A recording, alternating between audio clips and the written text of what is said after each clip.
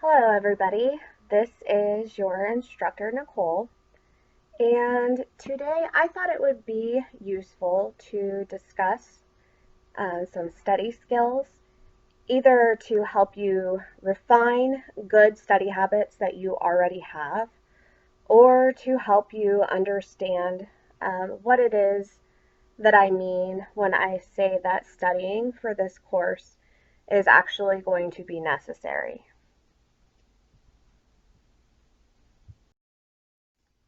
By the end of this lesson, you should be able to identify the difference between studying and homework.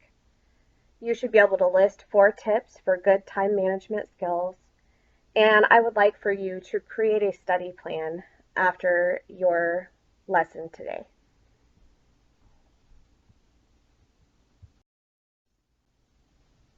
So the first thing that I think is important to understand is that homework and studying are not necessarily the same thing. Homework it consists of practical assignments. They are given by your instructor. They should be completed outside of classroom time, but they are really there to help you reinforce the skills or the concepts that you learn in the classroom. While studying is more of time spent reading and processing the material. So, time that you take out of your day to review the information. You need to set aside regular time to do this, and it's really important that you do not fall behind. In fact, it is recommended that you review the information before class. That way, you have a basic knowledge or understanding of the concepts being discussed, and you can ask any questions about topics that may not be clear to you, so that way your instructor can help you understand those concepts better.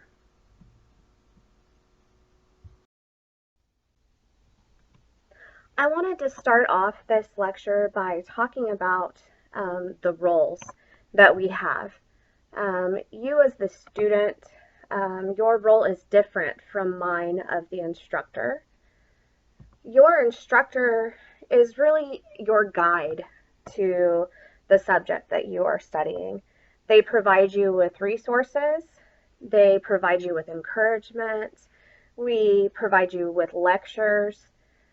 We are also responsible for evaluating you as the student. But really, we are not responsible for your learning. And by that, I mean you, the student, need to be responsible for your learning. You need to take accountability for yourself and know that learning the material in this course will require you to study outside of the classroom time. It is your responsibility to know the course schedule and the expectations of you as the student. You need to make sure that you're completing assignments on time. You should be able to manage study time and free time efficiently, so you as the student know how much time you need to set aside for each subject that you are studying. And then you should be responsible for your free time as well. You need to manage those efficiently so that you remain successful within the course. And then also, it is your responsibility to adequately prepare for exams. You are given a course outline. You know the subjects that are coming up ahead of time. It is your responsibility to set aside enough time to study so that you are prepared for the exam, not just cramming for that exam the night before and hoping for the best.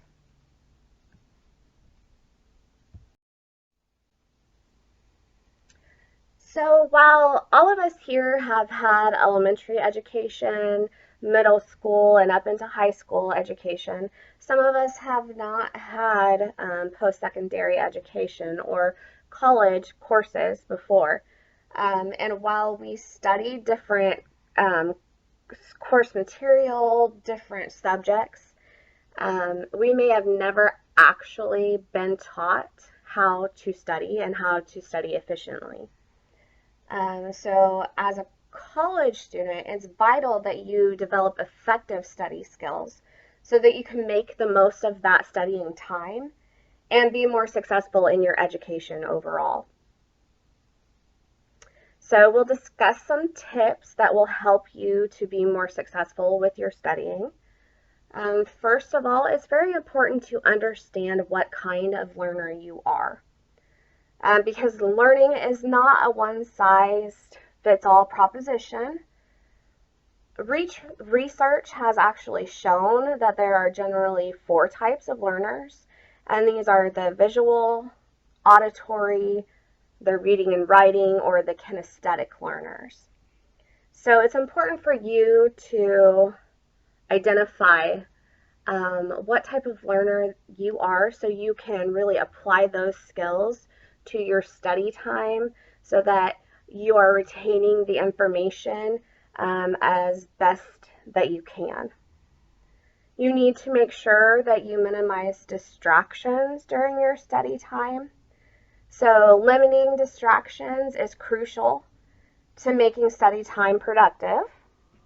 And usually this means finding a quiet place to study, like a quiet room, a library, locking yourself in your bedroom or the bathroom for 30 minutes so that you can get some study time in, whatever it is that you need to do to minimize those distractions. You can also use earplugs or noise canceling headphones if that helps you to be able to concentrate easier. Some people like white noise, and others like music going on in the background. Whatever it is that helps you to actually filter out all of the other distractions in your environment at the time is very useful. The third tip would be to set aside specific study time. So just as you would for any other appointment or commitment that you have, mark a time in your calendar dedicated to exclusively studying time. Choose specific days and times that work best for you to study.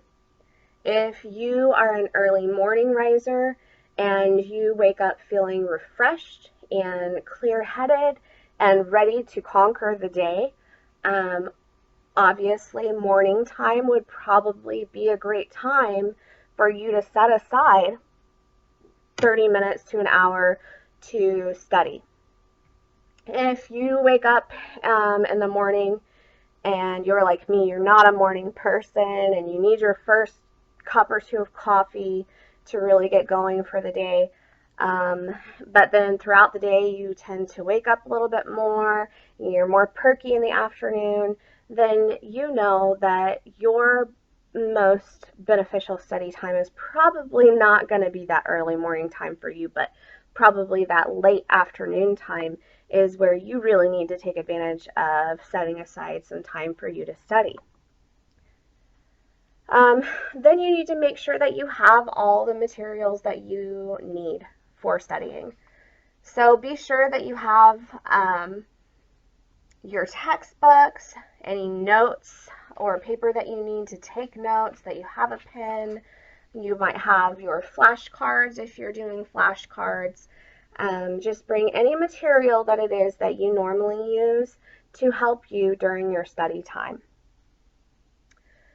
Do keep a positive outlook about studying. Most students, almost all students, dread studying. Maybe this is because they're afraid they're not doing it right or they're not concentrating on the correct material. But if you approach your study time with a positive outlook, you're actually expanding your knowledge base and mastering skills that will be valuable to you in your future and in your career. So take all the time you need to learn a topic and don't beat yourself up about it if you're having difficulty with subject matter. Also, take the time to learn what study methods suit you best. And then lastly, don't procrastinate.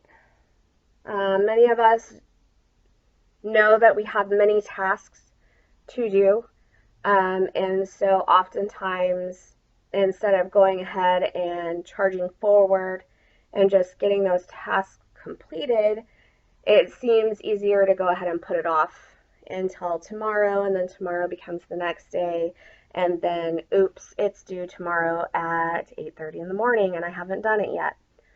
Don't do this to yourself.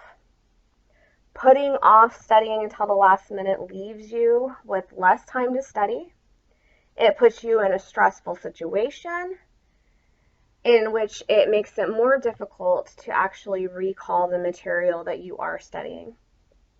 Although cramming at the last minute can help you get a slightly higher score on a single test, this is not going to help you retain the information long term. And with nursing, the information that we are learning is very important. Sometimes a lot of times it's vital that we remember this information.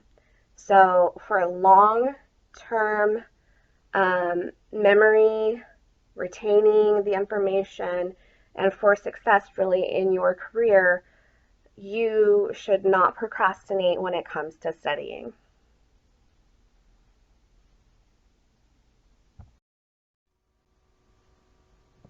A very important component to successful study skills is managing your time efficiently. Time management, in fact, has been found to be the single greatest problem among college students. Know that it's your responsibility to set your limits. So if you know that you need to devote some time to studying, you may not agree to take that extra shift tonight at work. Instead, you have to say no and set aside some time to study for those courses, maybe even the ones that you're struggling to comprehend more than others. To a degree, you do have a say over your own schedule. You design your hours of study time, of sleep time, of free time, and to a lesser extent, you can develop your hours of your work time. And then, unfortunately, when you're in school, oftentimes you're at the mercy of your instructor. But you also have to set aside that time that you're expected to be in class. Time management is the practice of organizing and planning your time to fulfill obligations and accomplish those tasks that are required of you. Time management is essential to your success in college. If you aren't managing your time successfully, inadequate time management is a recipe for burnout.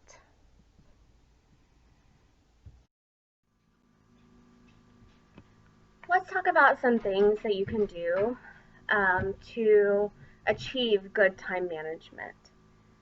First of all, keep a detailed schedule for school and life commitments. Having a detailed study plan is key in committing time to studying. And part of creating that study plan is mapping out important dates for school, such as tests, exams, and due dates of assignments. You'll do this at the start of each term. Each course instructor should give you a syllabus and a course outline detailing all of the information within your first few days of class. You should also include life commitments like work deadlines, social events, appointments on this calendar as well.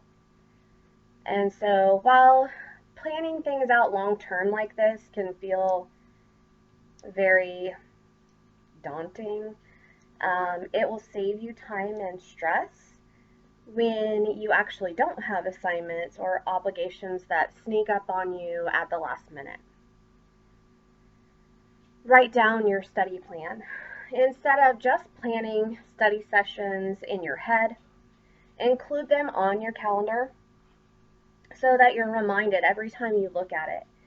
You'll be more likely to follow through with your study plan if it's clearly marked on your calendar.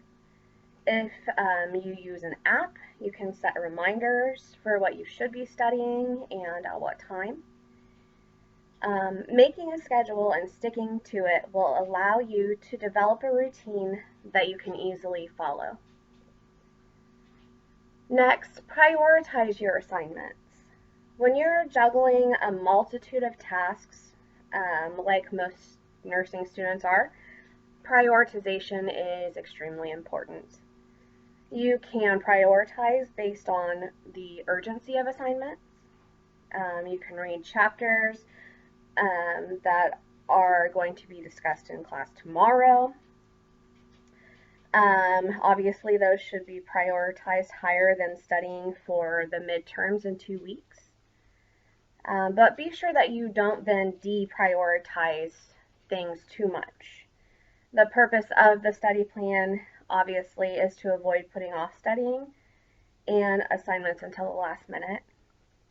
So another way to prioritize is by assessing the difficulty of the subject or the assignment that you have. You will obviously devote more study time to those subjects that you struggle with a bit more than another. The next tip is to break down big assignments into smaller chunks. So you have a large term paper due or a large group project due. This is probably going to feel overwhelming at first, but to avoid feeling overwhelmed, you can break that down into smaller working parts so that they're more manageable. Like you may research and take notes one time, and then that next time you write your outline, and then the following time you'll write your introduction and your thesis statement. And then the next time after that, you write the body of your paper. And then after you have your body of your paper written, you may then go back and write the conclusion and then revise your paper as needed. So break those large assignments down into manageable sections so that you do not become overwhelmed. Also, be realistic about how much time assignments will take. So a big part of time management is understanding how long it takes you to complete certain tasks. It's common for people to underestimate how much time they need to complete a task. So try to avoid this pitfall by different time tracking techniques and being honest with yourself about your productivity. And then avoid distractions and time wasters.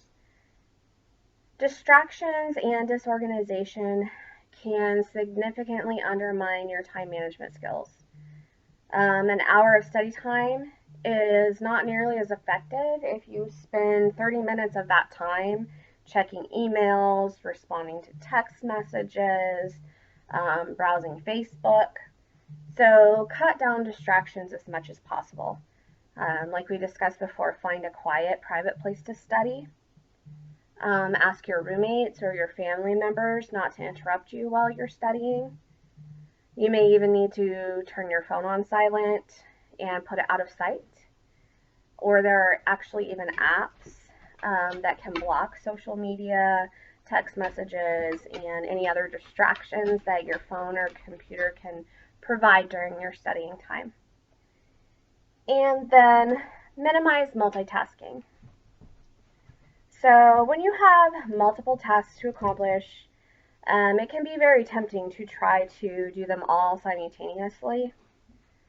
However, there is evidence that multitasking can actually decrease a human's productivity and that it lowers the student's retention of material and it does impact their grades negatively. Make the most of your study sessions by focusing on one subject or assignment at a time, so that this helps you to finish the tasks actually faster. It improves your quality of work, and it ensures that you retain more of what you've studied.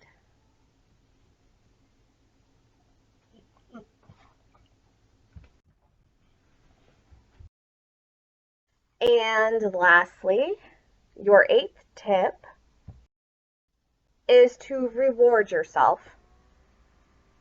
The purpose of time management is to ensure that you don't need to spend every waking moment studying or doing homework.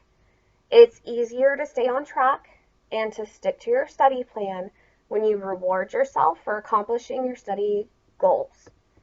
This can mean taking a short walk to break up the study session, or treating yourself to a movie after you finish a large project. Whatever it is, take time to also practice self-care. Whether it's eating a healthy meal, meditating for a few minutes a day, doing some yoga, getting a full night's sleep, practice self-care. This will help to avoid burnout as well. Another component of good study skills is effective note-taking. So taking notes during lecture is an important part of the learning process. Research actually shows that note-taking improves students' learning and memory recall. It ensures that you listen more effectively during a lecture, and it helps you to remember important concepts. It also allows you to organize the concepts in your own terms and in your own words, making it easier to understand those concepts. And it gives you material to reference back to during your study time.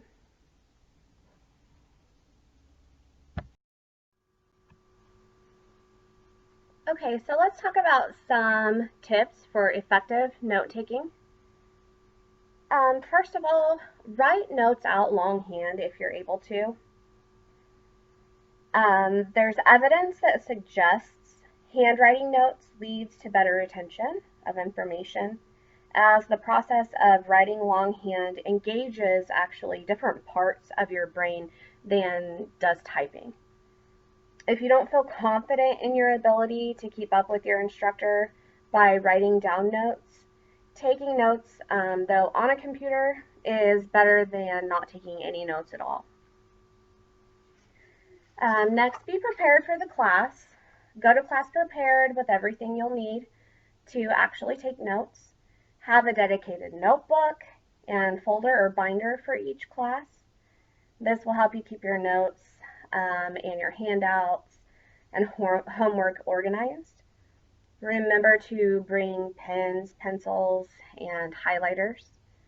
Take a binder or a folder where you can organize your notes or any handouts you receive during your class time. If you're taking notes on a computer, also remember that there are note-taking apps that can help you organize your information as well.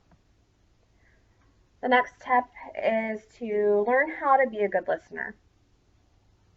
So to take effective notes, you need to have excellent listening skills and also good judgment. Cut down on distractions by, if you don't have seating assignments, sitting at the front of the room. This makes it easier for you to hear the instructor, and perhaps more importantly, for them to hear and see you. It's harder to get distracted by your phone or doze off when you're right in front of your instructor. If it will be tempting to talk to your classmates or a friend during class, sit away from them so that you can focus your attention on the discussion at hand.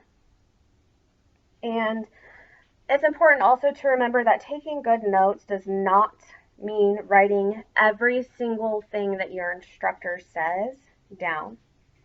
You need to try to transcribe the lecture in ways that it is important or makes sense to you.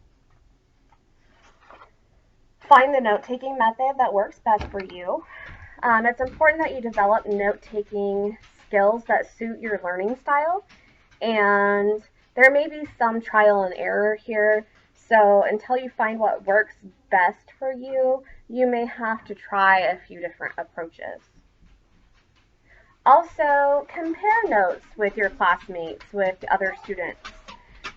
They may have a different approach than you do to note taking. They may have wrote down something that you didn't catch during your lecture that might be of useful information to you. So go ahead and compare notes with your classmates if you feel comfortable doing so. Review, edit, and organize your notes. So after class, it's a good idea to review your notes and make any edits necessary. Oftentimes, notes can be quite messy and disorganized because you're trying to keep up with the instructor during the lecture. So it's worth the additional time to go ahead and rewrite those notes in a more organized way so that those concepts become easier for you to retain. Take notes while you're studying and reading as well, so not just during lecture when your instructor is speaking, but also then when you go back to study and read the content, take notes then as well. Research actually shows that the more repetitive that you are with reviewing information, the more that you write it down, the more likely you are that you are going to retain that information.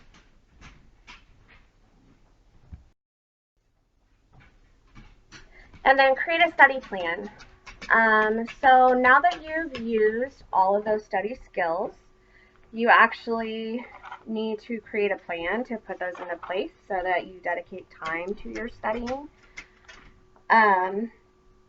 Your study plan should be an organized schedule outlining study times and learning goals, as well as extracurricular activities, work time, and other obligations. You need to include dates of quizzes and exams and deadlines for papers and assignments that are due as well. This ensures that you hold yourself accountable for your own learning outcomes. It also ensures that you're setting aside enough time outside of class to complete the assignments and study. So once you get this written down on paper, it may be much easier for you to visualize that you have not, in fact, set aside enough time to study for the upcoming course. So perhaps you need to not go to a certain activity that evening, or you don't need to pick up that extra shift at work. But once you're able to visualize it on paper, it's easier for you to then go ahead and visually see how much time you need to set aside for your studying. And then it's also important for self-discipline and completion of studies. So it helps to hold yourself accountable then to reach those goals that you set for yourself.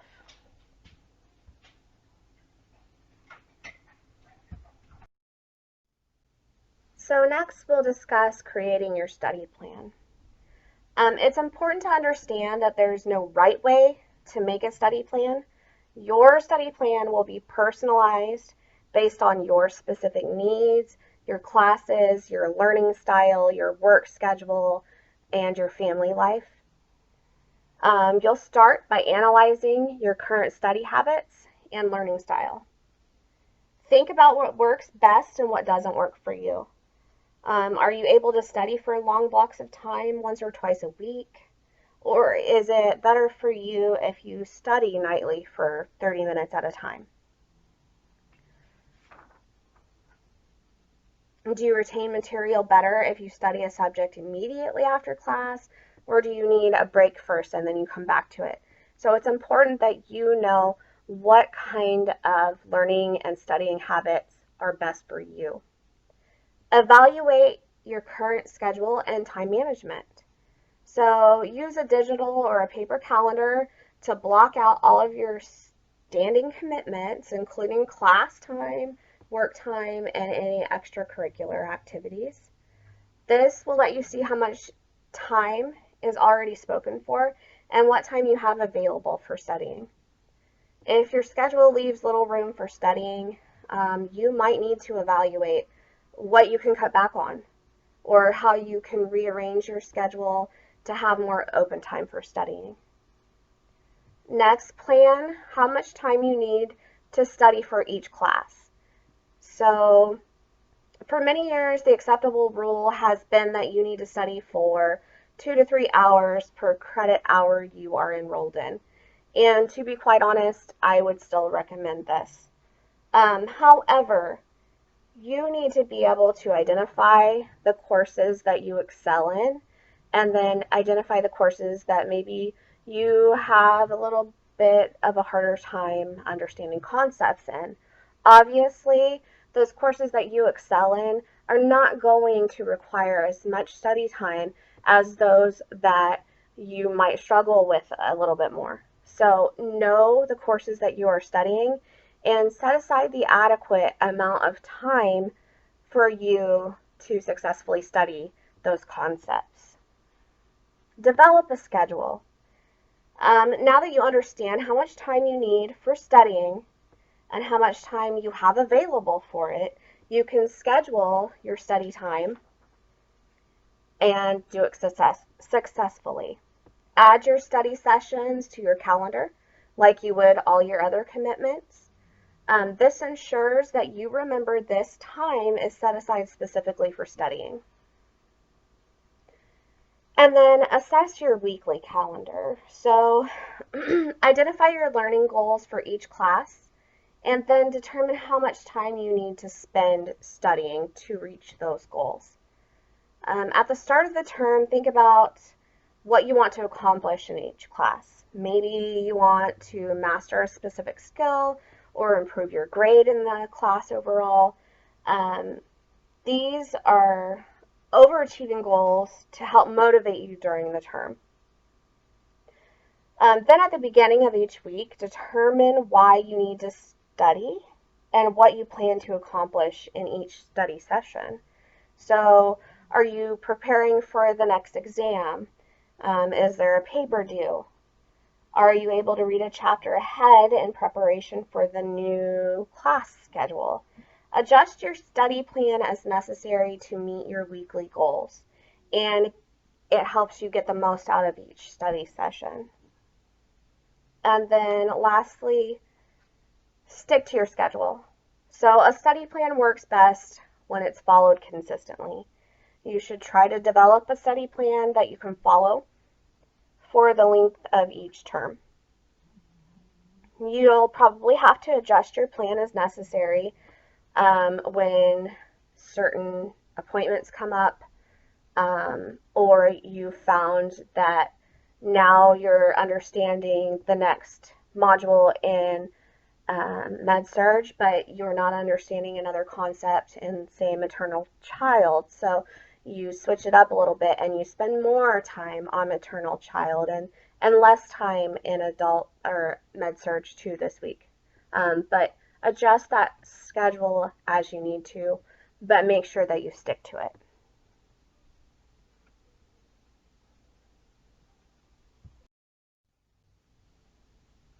So now you've made this study schedule, but how do you stick to it? How do you hold yourself accountable, especially when it's something so dreaded as studying?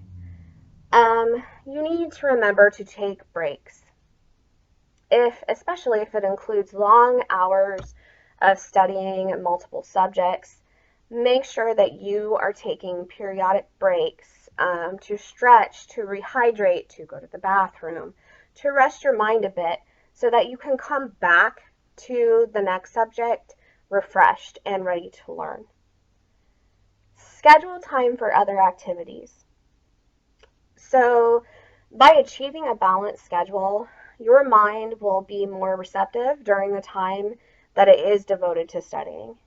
If you schedule several long days in a row of studying, you'll get discouraged and you'll be tempted to give up. So it's recommended that you schedule time for non-academic activities as well, such as exercise, hobbies, socializing, family time, so that when you do go to study, your brain is more receptive to your study time and it's more prepared to retain information. Maintain accountability. So some students find it's helpful to study with a partner. It provides accountability not only to themselves, but then the partner as well. It also offers opportunities for discussion and collaboration. So if you tend to socialize more than studying when you're around others, though, you might want to consider sticking to an individualized study plan. And then evaluate your study plan and, like we talked about before, adjust it accordingly. Your study plan is all about helping you be more efficient and productive. So if you find that it's not working, don't get discouraged. Just make changes as you need to help yourself figure out what's best for you.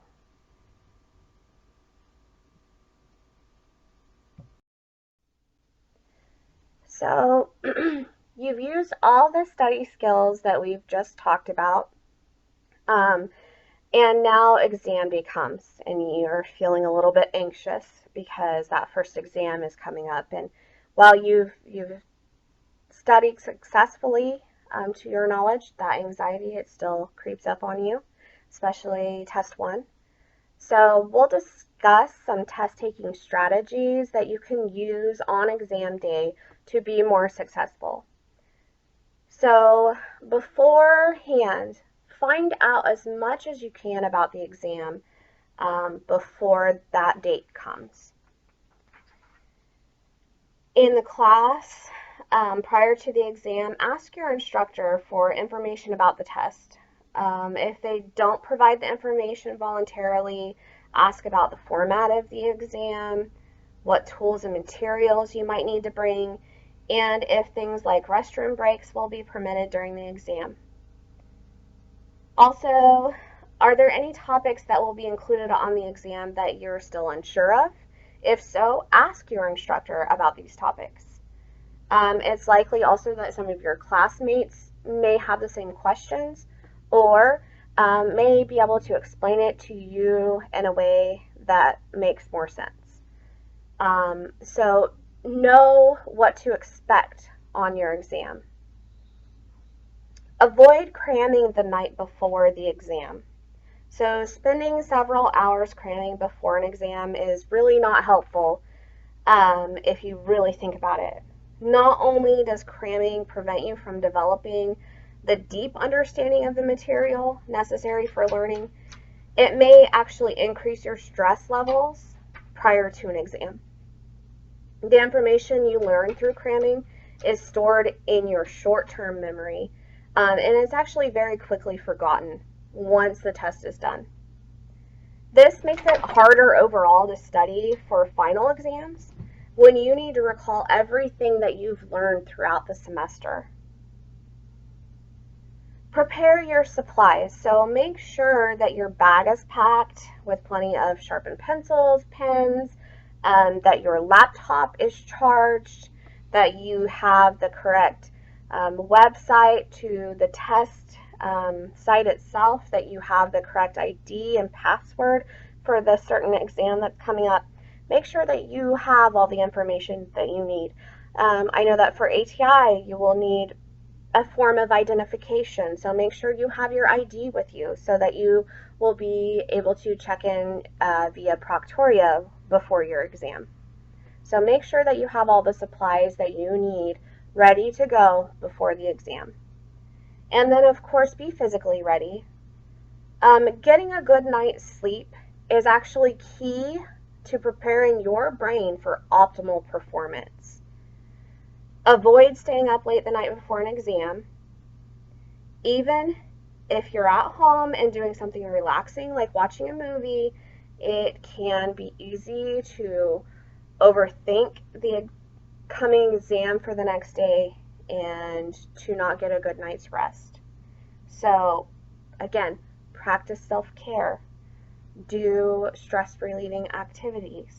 Eat a healthy meal. Avoid too much caffeine. And stay hydrated.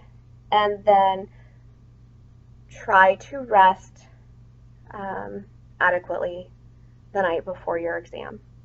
And then, of course, bring some bottled water. use the restroom beforehand. Make sure that you are physically prepared to sit for your exam.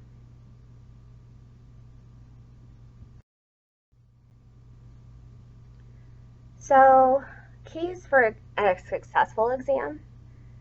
First of all, read the test directions closely.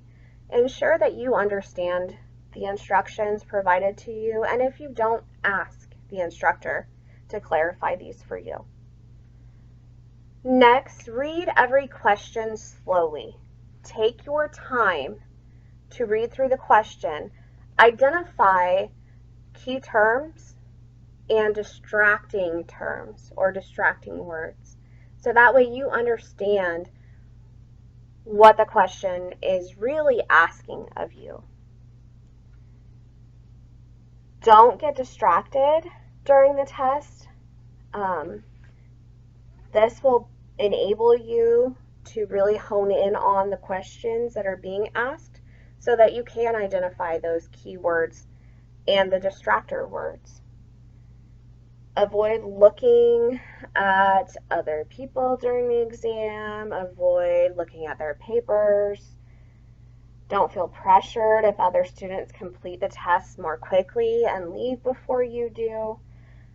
Everybody has different test taking strategies, and the important thing is to concentrate on yours.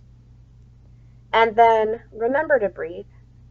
It is only an exam, and you need to try to remain calm and relaxed and focused during exam time. Don't let anxiety get the better of you.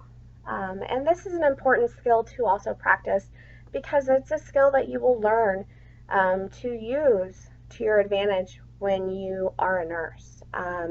In an emergent situation, in a stressful situation, it's important to remember to breathe and to remain calm. If you cannot remain calm, you're really not doing anyone any favors.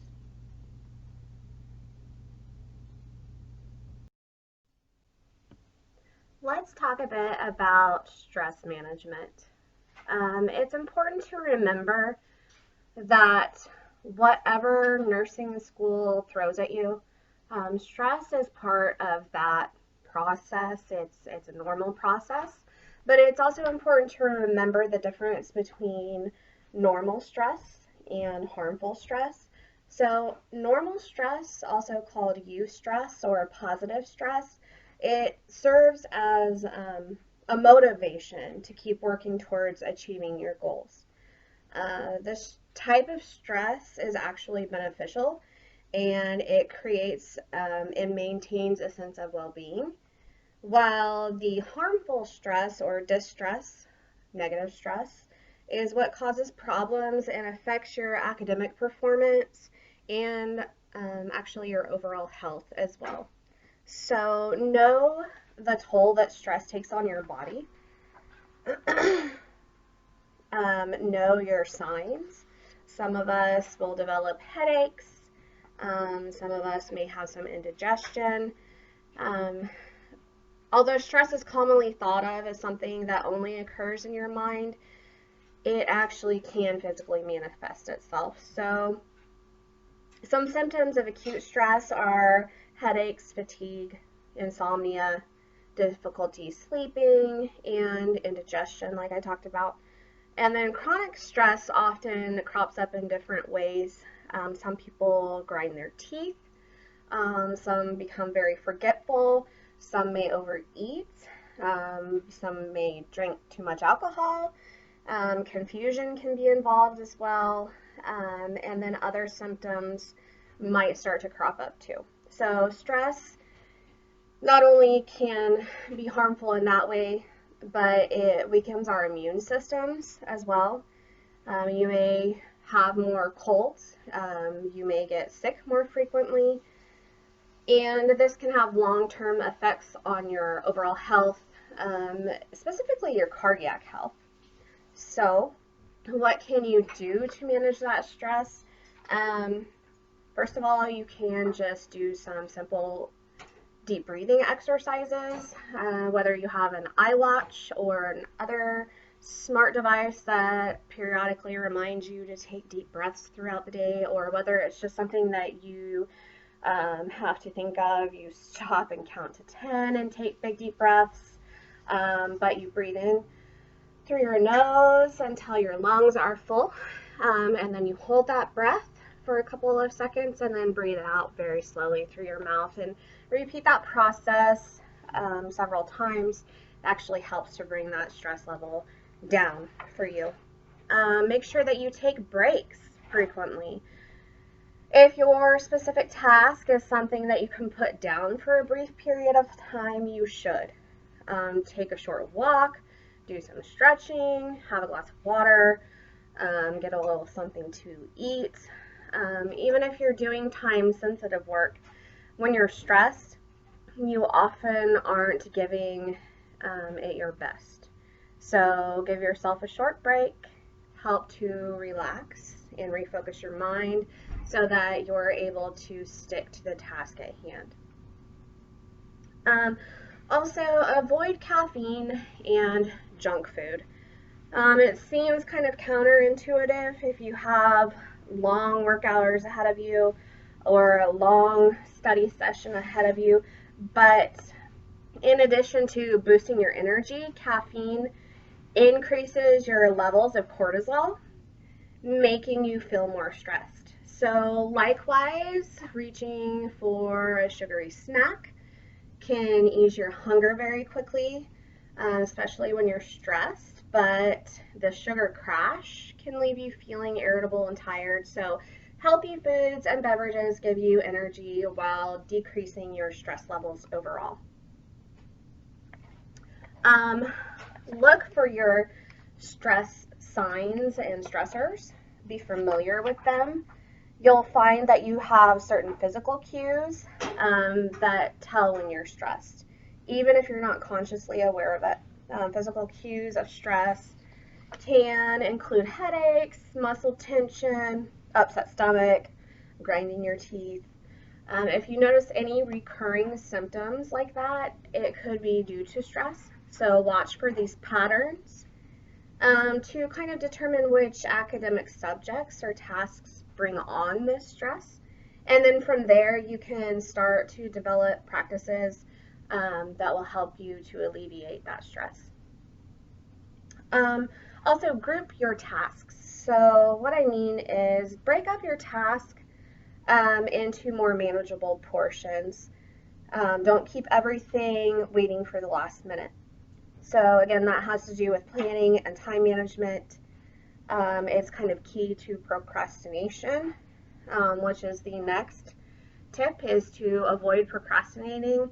If you procrastinate, you will inevitably reach a burnout point. Again, stick to your study plan. Don't skip or put off your study sessions unless it's an emergency. And then when your study time is over, put your work away and let your mind rest. You'll be more productive and willing to work if you know that there's an end in sight. And then don't be afraid to say no. You can and should keep up with your non-academic responsibilities and your commitments, but you aren't under any obligations to say yes to everything and everyone. So spend some time with your friends or participating in extracurricular activities.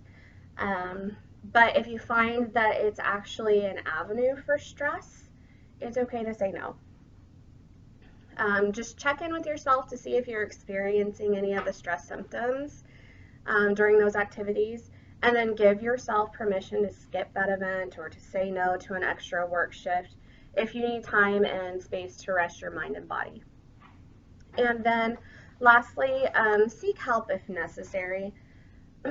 Stress is a normal part of life, especially for a nursing student, but it doesn't mean that you have to manage it all on your own.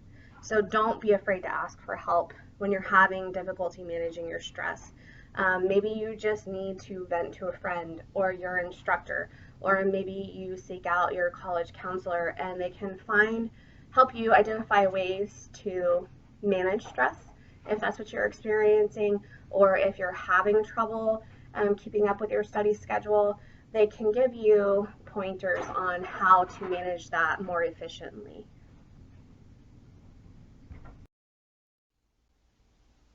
All right, so that wraps up my lecture over successful study skills.